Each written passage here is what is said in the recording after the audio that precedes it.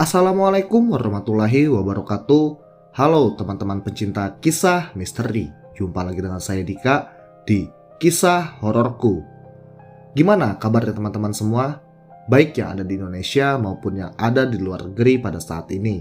Semoga saja kita semua diberkahi rahmat, rizki dan juga kesehatan oleh Allah Subhanahu wa taala. Amin.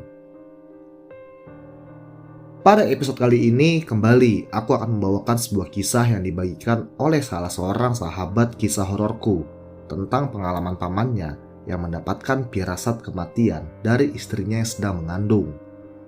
Nah, bagaimana kisah selengkapnya? Simak terus cerita ini sampai habis. Tapi, seperti biasa, sebelum kita memulai kisah ini, ada baiknya kalau kita berdoa agar apa yang dialami oleh paman dari teman kita ini tidak terjadi kepada kita semua. Sudah siap teman-teman? Terapi Merinding dimulai.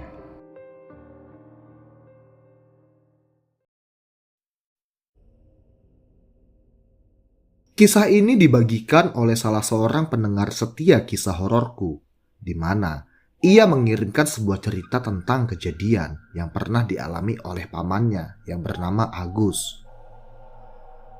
Agus ini adalah salah seorang pencari kayu rotan yang kesehariannya banyak dihabiskan di dalam hutan Kalimantan. Latar pendidikan yang pas-pasan membuat ia harus bekerja kasar agar ia dapat memenuhi kebutuhan keluarganya dan juga dirinya sendiri. Apalagi saat itu istri Agus sedang mengandung seorang bayi buah cinta mereka. Jadi, Agus harus lebih giat bekerja dan harus banyak memiliki tabungan untuk persiapan persalinan istrinya nanti.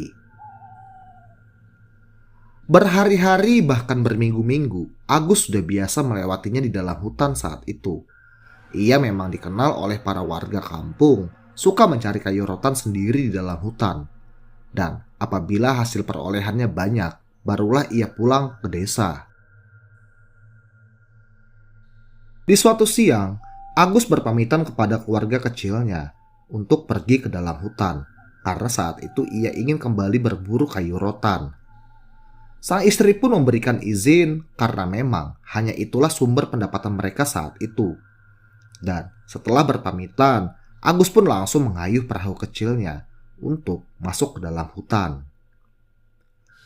Hampir 3 jam lamanya Agus menelusuri anak sungai Mahakam, hingga pada akhirnya ia pun tiba di suatu daerah yang dikenal bernama Lembah Lumut. Di sana, Agus pun langsung menyandarkan perahunya dan segera masuk ke dalam hutan Lembah Lumut tersebut. Sebenarnya, Lembah Lumut itu sangat dikenal oleh warga merupakan suatu daerah yang begitu angker, karena pada zaman dahulu, di sana banyak sekali makam orang Dayak yang digantung pada pepohonan besar yang ada di dalam hutan itu.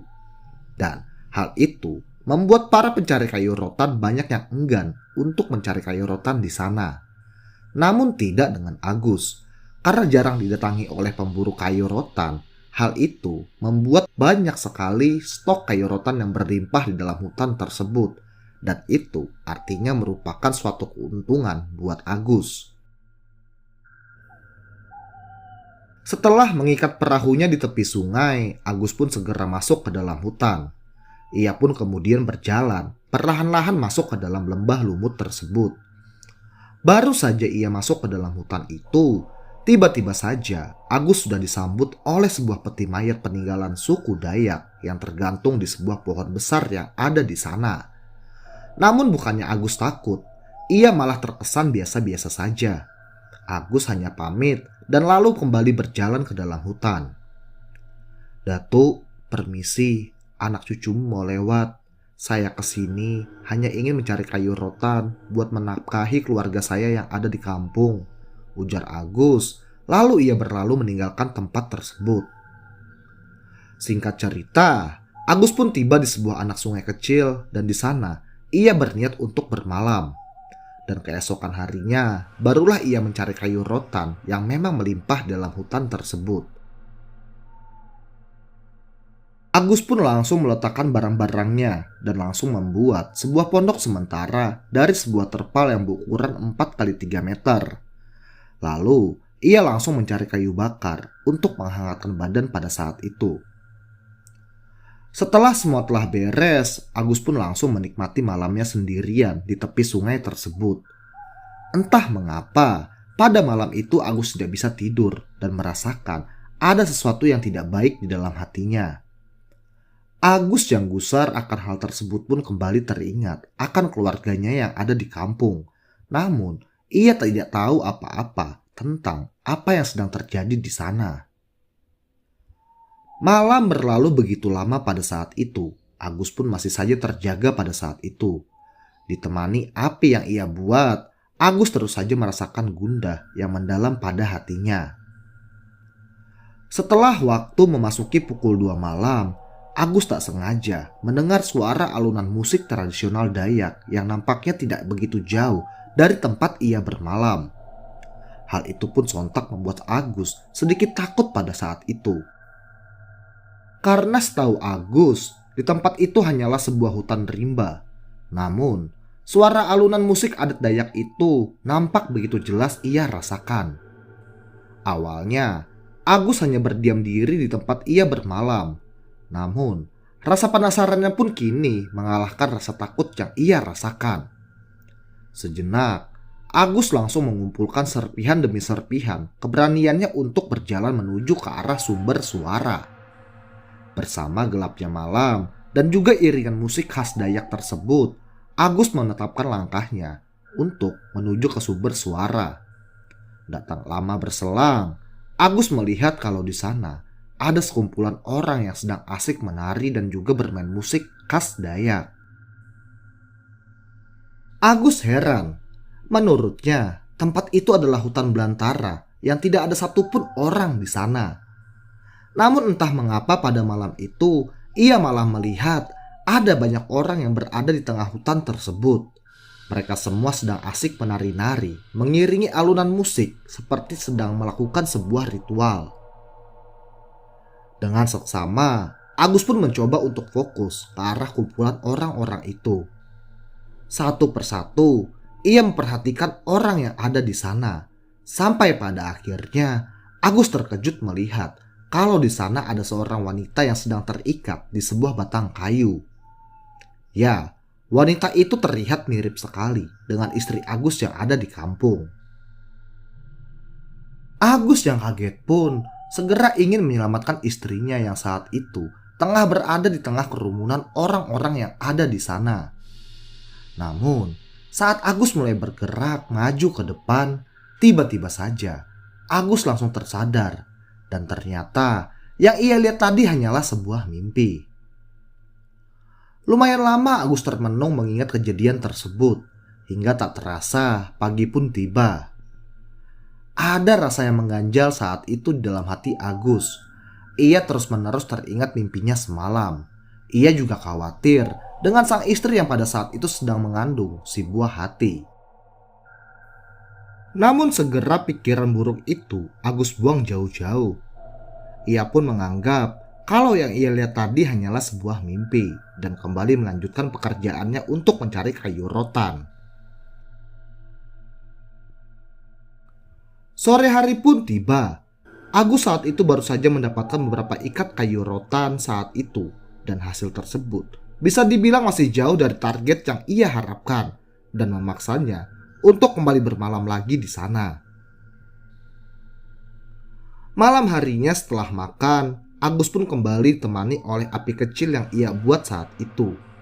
Di sana, pikiran Agus pun langsung melayang. Banyak hal yang ia hayalkan pada saat itu, dari menjadi orang kaya dan juga berhayal saat nanti buah hatinya lahir. Senyum Agus pun seketika mencuat saat itu juga. Nampaknya ia tak sabar melihat si buah hati nanti lahir ke dunia ini. Namun tak lama berselang khayalan Agus itu pun terhenti karena ia mendengar suara jeritan tangis bayi yang memecahkan keheningan malam di hutan lumut tersebut. Suara tangis bayi itu nampak jelas Agus dengar, walau suaranya terkesan begitu samar. Sontak Agus pun langsung kaget dengan hal itu. Suasana yang awalnya tenang, kini langsung berubah menjadi begitu mengerikan semenjak adanya suara tangis bayi tersebut. Agus yang penasaran pun mencoba mencari sumber suara tangis itu. Dengan bermodalkan api obor, ia pun mencoba masuk ke dalam hutan lumut itu. Semakin jauh Agus berjalan, semakin jelas suara tangis bayi itu terdengar. Agus yang makin penasaran pun mencoba terus mengikuti sumber suara tangis bayi itu. Hingga tepat di bawah sebuah pohon besar, ia melihat adanya seonggok tubuh bayi kecil yang berada di bawah pohon itu. Agus yang heran langsung saja menghampiri tubuh bayi malang tersebut. Dalam benaknya ia berkata, siapakah yang tega telah membuang bayi tak berdosa itu di dalam hutan seperti ini? Dan ketika Agus telah sampai di dekat bayi itu, Agus langsung mengambil bayi tersebut. Dan alangkah terkejutnya ia melihat kalau saat itu bayi itu hanya memiliki satu mata saja. Giginya pun runcing bertaring. Sial, anak demit ternyata, ujar Agus yang langsung menaruh kembali bayi itu dan segera berlari menuju ke tempatnya berkemah. Setibanya ia di tempat semula, Agus yang masih ngos-ngosan pun mencoba kembali mengatur napasnya saat itu. Namun, tak lama berselang, ia kembali mendengar suara tangis bayi tersebut ada di dekatnya. Datuk, nenek, dan semua penunggu hutan lumut ini, tolong jangan ganggu aku. Aku cuma mencari nafkah di sini dan tidak ada niat mengganggu, ujar Agus yang mengeluh kepada keadaan pada saat itu. Namun tiba-tiba saja suara itu menghilang. Akan tetapi suasana hening masih saja terasa saat itu. Bahkan saking heningnya, tidak ada satupun suara jangkrik yang terdengar. Namun tak lama berselang, Agus kembali dikejutkan dengan penampakan bayi yang berjalan di depannya. Ya, bayi bermata satu dan memiliki gigi yang runcing tersebut terlihat berjalan mondar-mandir di depan perapian yang Agus buat tadi. Namun, tak lama berselang datanglah sosok wanita berjubah putih mengambil bayi tersebut dan terbang meninggalkan Agus dari perkemahannya. Sungguh, kejadian nyata yang membuat Agus mengeluarkan keringat dingin dan juga sempat membuat debar jantungnya berdetak begitu kencang. Keesokan paginya, Agus yang baru tersadar kalau semalam ia telah diganggu oleh penghuni hutan pun merasa ingin pulang ke desa. Namun, melihat perolehan kayu yang ia dapatkan belum banyak membuat ia bimbang pada saat itu. Agus pun terdiam sejenak dan mencoba memikirkan kembali niatnya untuk pulang ke desa. Pada akhirnya, Agus pun memutuskan untuk bertahan lagi satu malam di sana. Ia pun segera bangkit dari tidurnya saat itu juga dan segera mencari batang demi batang kayu rotan yang ada di hutan tersebut. Entah mengapa pada hari itu rezeki Agus lumayan bagus. Ia berhasil mendapatkan banyak sekali kayu rotan yang memang ia cari hingga pada akhirnya terkumpullah beberapa ikat kayu rotan pada saat itu dan Agus pun memutuskan untuk pulang keesokan paginya. Dengan hati yang begitu senang, Agus pun kembali melewati satu malam lagi di hutan lumut tersebut. Untuk mengisi kesepiannya di sana, Agus pun mulai bernyanyi sendiri sambil menunggu rasa kantuk datang. Dan entah mengapa pada saat itu, Agus merasakan ada yang meniup telinganya di sebelah kiri pada saat ia sedang bernyanyi. Sontak, Agus pun langsung menoleh ke arah tiupan tersebut. Namun tidak ada satupun orang di sana pada saat itu. Karena takut akan kejadian semalam yang ia alami, Agus pun langsung memutuskan untuk tidur pada malam itu. Dalam tidurnya, Agus kembali bermimpi bertemu dengan istrinya yang pada saat itu sedang menggendong seorang bayi. Agus yang melihat hal itu lantas langsung mencoba mendekati istrinya. Ia lalu menyentuh pundak istrinya dari belakang. Namun, pada saat kulit tangannya bersentuhan dengan pundak istrinya, Agus langsung terkejut karena ia merasakan kalau tubuh istrinya pada saat itu terasa begitu dingin. Dingin sekali. Namun Agus tetap acuh dan terus saja mencoba melihat ke arah bayi yang sedang digendong oleh istrinya tersebut. Saat ia mencoba mulai melihat ke arah bayi itu, Agus langsung kaget sejadi-jadinya karena bayi yang digendong oleh istrinya itu adalah bayi yang begitu menyeramkan yang ia jumpai semalam. Bayi itu menatap Kak Agus dengan tatapan yang begitu mengerikan. Matanya terlihat hanya satu dan terus melotot ke arah Agus. Giginya yang runcing pun terlihat begitu mengerikan pada saat itu. Hal itu pun membuat Agus langsung mundur beberapa langkah ke belakang. Lalu, istri Agus yang saat itu sedang asik menggendong bayi pun berbicara. "Kenapa takut, Mas? Ini anakmu." Agus hanya terdiam pada saat itu dan ia pun tidak bisa menjawab apa-apa pada saat itu juga. "Mas, ini anakmu," ujar istri Agus yang saat itu langsung menoleh ke arah belakang. Agus pun kembali langsung kaget karena wajah dari istri Agus seketika saja berubah menjadi sosok yang begitu mengerikan. Bola matanya menghitam. Wajahnya pun nampak begitu pucat tak berdarah. Dan ia terus saja menatap dengan sorot mata yang begitu mengerikan kepada Agus. Sontak, Agus langsung merasa ketakutan hebat pada malam itu. Sosok wanita yang menyerupai istri Agus itu berhasil membuat tubuh Agus seketika saja menjadi lemas dan juga lunglai tak berdaya. "Pulang, Mas. Pulang. Kami rindu," ujar sosok itu dengan penuh kesedihan. Agus yang mendengar hal itu tidak bisa berkata apa-apa. Ia hanya terdiam dan tak berdaya sedikit pun. Entah mengapa saat itu rasa takut yang Agus rasakan seakan-akan membuat semua tenaga yang ia miliki habis terkuras. Dan seketika saja pandangannya pun langsung menggelap dan Agus tidak tahu lagi apa yang terjadi pada mimpinya tersebut. Pagi harinya Agus pun terbangun. Ia langsung saja teringat dengan mimpi yang ia alami semalam. Sontak, Agus langsung ketakutan hebat pada pagi itu. Karena ia khawatir terjadi sesuatu yang tidak baik dengan istri dan juga calon anaknya di desa. Agus pun lantas memutuskan untuk segera pulang pada saat itu juga. Lalu, ia langsung bersiap-siap dan menuju ke arah perahu yang ada di pinggir sungai. Sebenarnya ada rasa senang dengan perolehan yang ia dapat. Namun, ada juga rasa khawatir yang Agus rasakan setelah kejadian dan juga mimpi yang ia alami.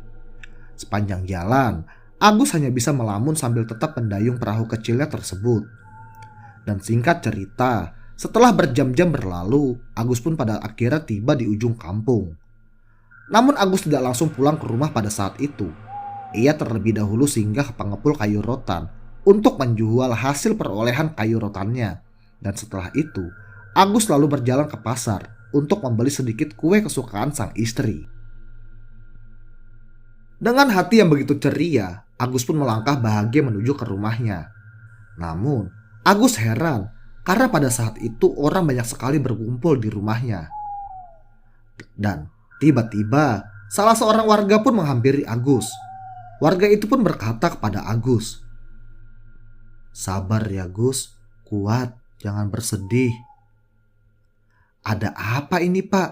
Apa yang terjadi?" ujar Agus yang begitu bingung pada saat itu. "Istrimu sudah pulang, Gus." "Hah? Pulang kemana Pak?" Agus pun lantas langsung masuk ke rumahnya pada saat itu juga. Dan pada akhirnya Agus pun melihat jasad sang istri sudah terbaring dan juga telah dikafani oleh para warga. Melihat hal itu Agus pun langsung menangis sejadi-jadinya. "Sabar Gus, sabar, ikhlaskan," ujar beberapa warga yang ada di sana. Agus masih saja tak percaya dengan apa yang terjadi. Ternyata apa yang ia alami di dalam hutan adalah sebuah firasat kematian dari sang istri. Namun apa boleh buat, Agus hanya bisa pasrah dan juga larut dalam kesedihannya pada siang itu. Setelah proses pemakaman selesai, Agus pun kembali bertanya dengan para warga yang ada di sana tentang kejadian yang menimpa istrinya. Lalu, para warga pun menjelaskan kalau di malam kedua pada saat Agus sedang pergi ke hutan, istrinya saat itu turun ke sungai sendirian dan tak sengaja ia terpeleset di sana. Kemudian sang istri Agus pun langsung menjerit minta tolong pada warga karena ia sudah tidak bisa lagi bangkit. Namun karena keadaan tengah malam, pada akhirnya para warga pun terlambat menolong istri Agus. Dan setelah mereka tiba di sana, ternyata istri Agus telah tergeletak lemas dengan pendarahan yang begitu hebat. Terlihat istri Agus kehilangan banyak darah pada malam itu. Setelah para warga mencoba mengevakuasinya dan ingin membawanya ke rumah sakit, istri Agus pun pada akhirnya meninggal di jalan. Agus yang mendengar hal itu lantas langsung saja menangis sejadi-jadinya. Dan ia kembali teringat tentang kejadian yang ia alami di hutan. Dan Agus meyakini kalau itu adalah sebuah firasat kematian dari sang istri. Baiklah teman-teman, itulah sebuah kisah yang begitu mengharukan dan juga mengerikan yang diceritakan oleh Agus. Banyak sekali penilai pembelajaran yang bisa kita ambil dari kisah ini. Bagi teman-teman yang juga ingin membagikan kisahnya seperti Agus, bisa kirim via email yang ada di deskripsi ya teman-teman. Terima kasih banyak buat teman-teman yang juga telah menyimak kisah ini sampai habis. Jangan lupa dukung terus channel ini agar lebih berkembang ke depannya dengan cara like serta subscribe. Oke, mungkin sampai sini dulu perjumpaan kita pada episode kali ini. Jumpa lagi di episode selanjutnya. Saya Dika, pamit. Assalamualaikum warahmatullahi wabarakatuh. Terapi Merinding selesai.